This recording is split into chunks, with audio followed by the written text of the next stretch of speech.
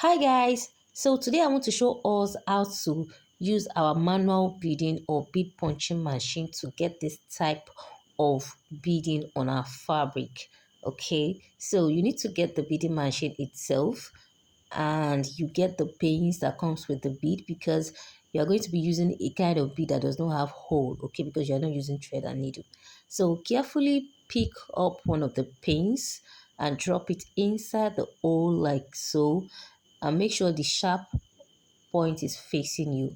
After that, you place your fabric exactly where you want the bead to be. So place the bead on it carefully, then you pin it down. Press it down with the handle. Although the handle here has removed, so I had to improvise by hitting the spring slightly with something else. Okay, so guys, after which you have done, this is how it's going to look like. This is the wrong side and this is the right side. So this is how you are going to achieve it for each and every other part of the fabric. Okay, so guys, that'll be all. Thanks for watching. Bye bye.